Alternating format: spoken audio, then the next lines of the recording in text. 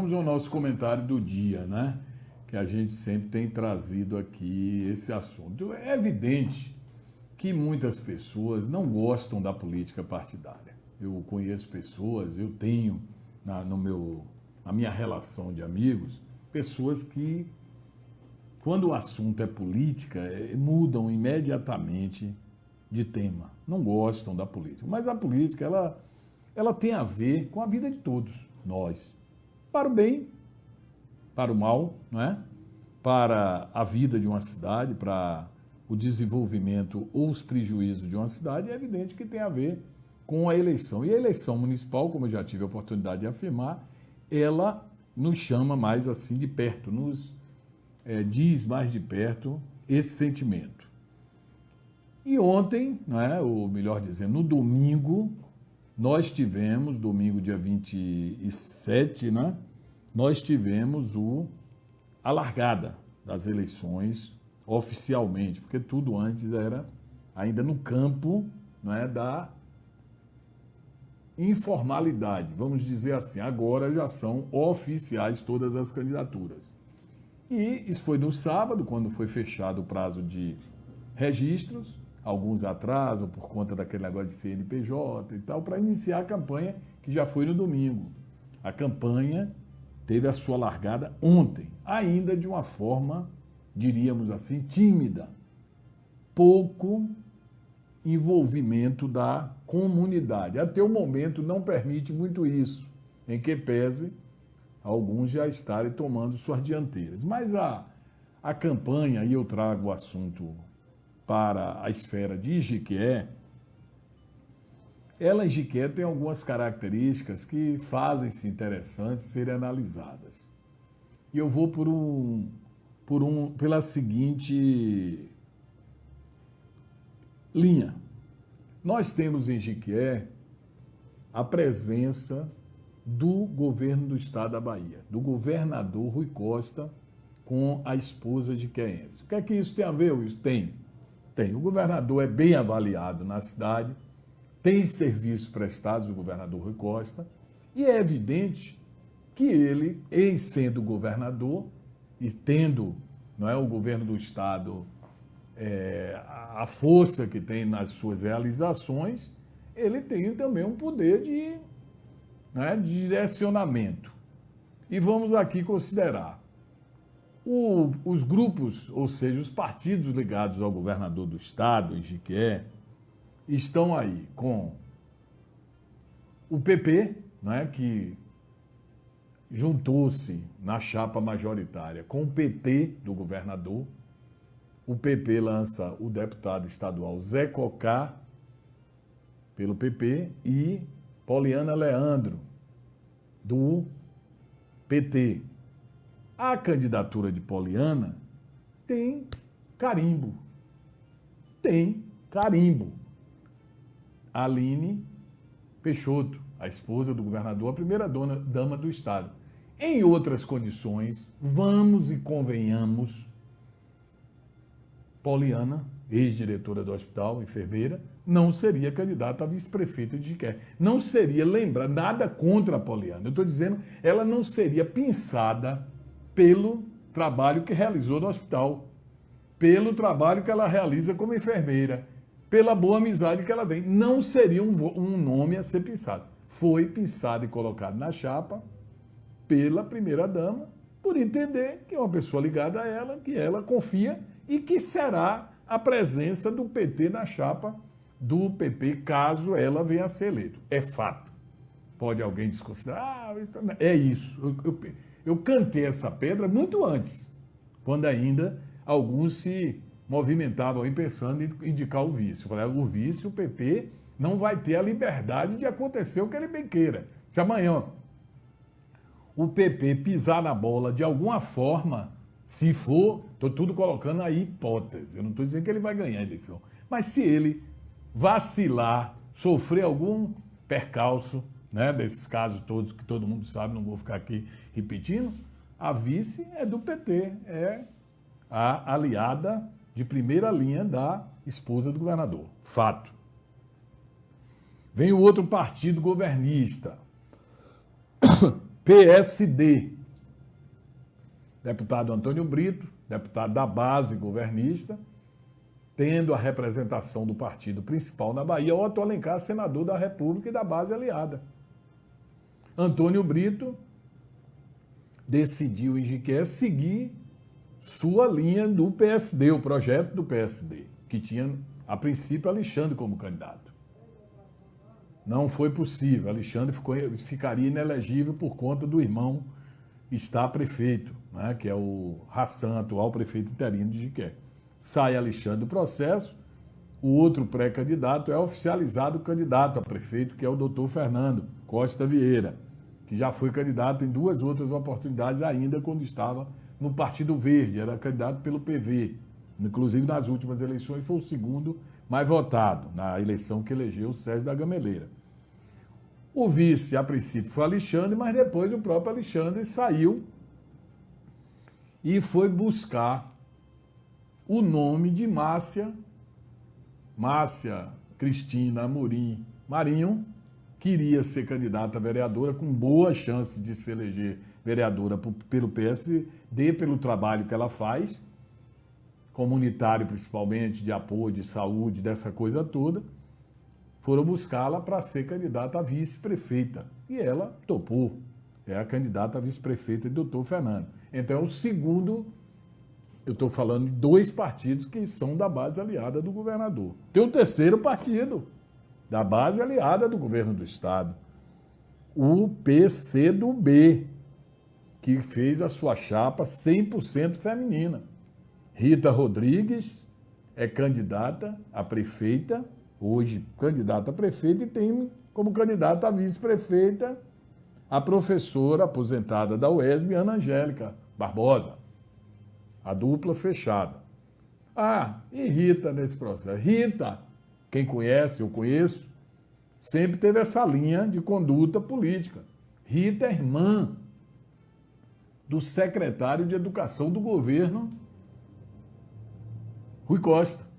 Dispensa comentários de quem é a ligação política. Rita é ligada ao governador do estado, é evidente, mas tem a linha do PCdoB, que, como está em Salvador com a Lívia Santana. É posicionamento. Vem o outro partido, PSOL, como fala. O PSOL é um partido que em Salvador sempre tem uma linha, né, segue sozinho.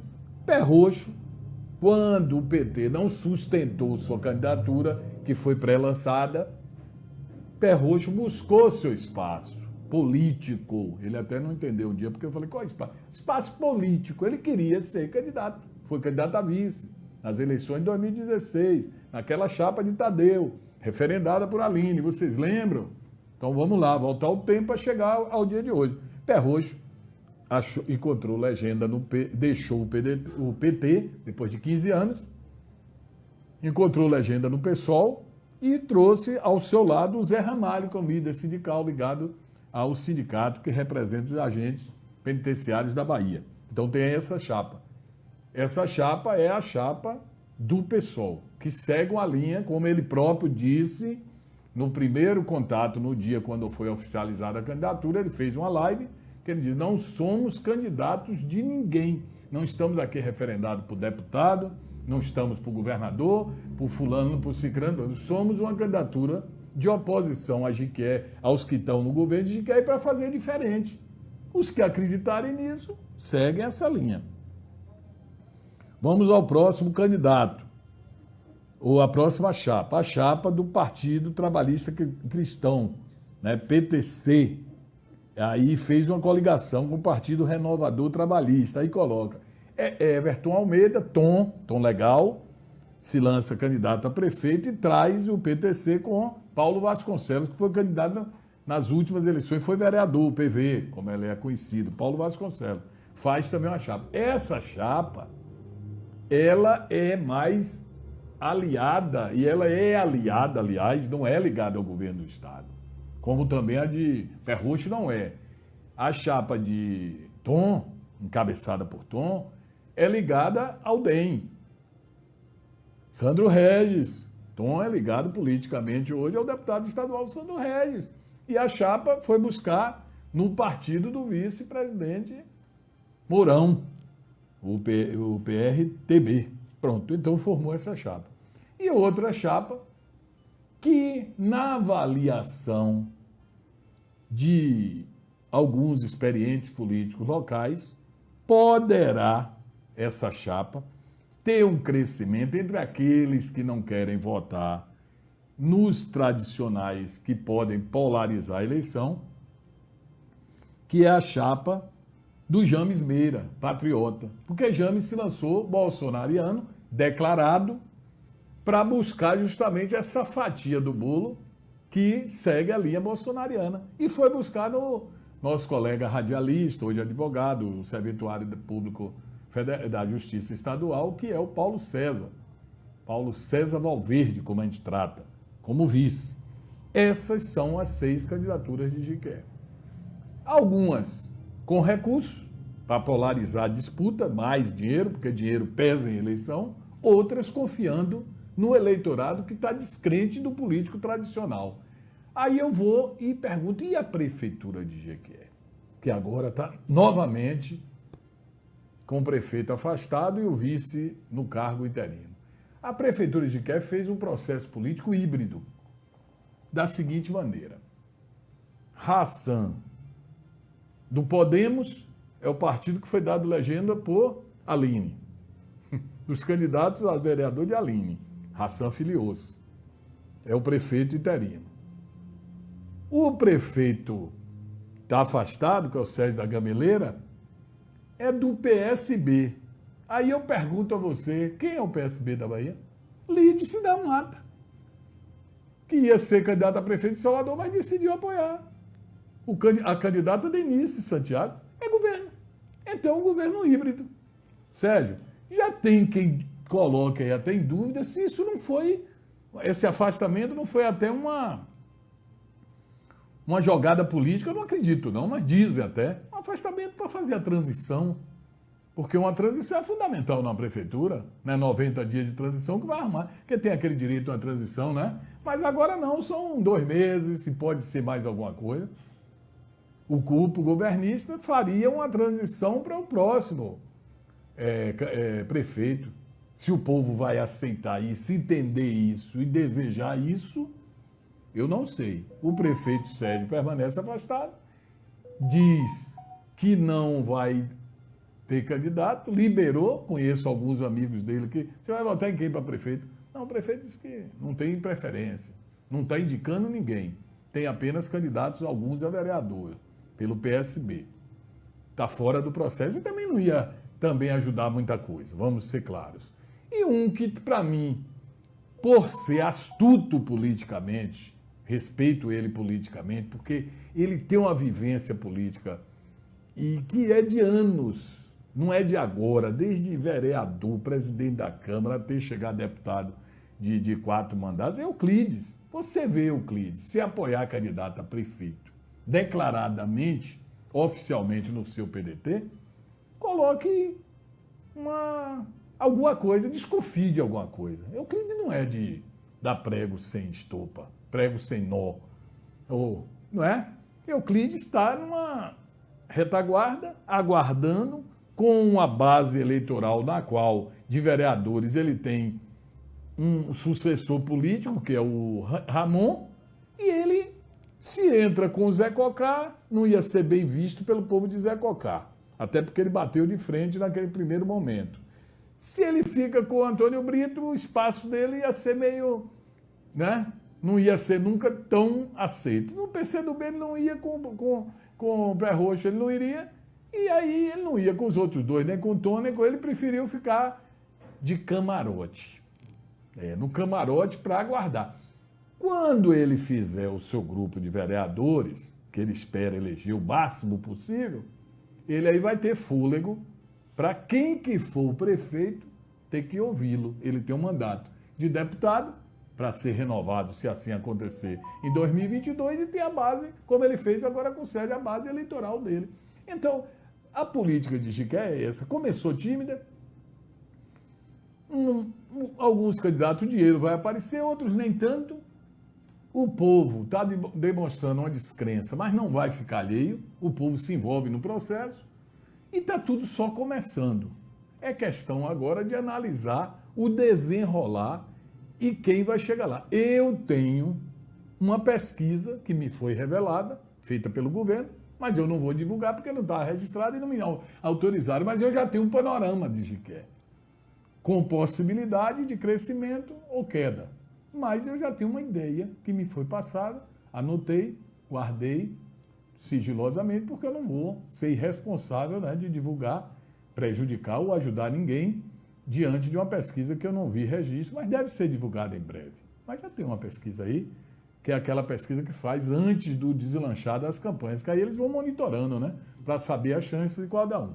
O povo de Jiqué que reclama tanto, nós temos reclamado tanto, de tudo. Está na hora de nós abrirmos os olhos, acordarmos para a necessidade de sabermos escolher.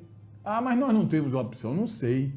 Tem 6 candidatos, não é possível 6 candidatos, uma candidata, 5 candidatos, né? E os seus respectivos vice.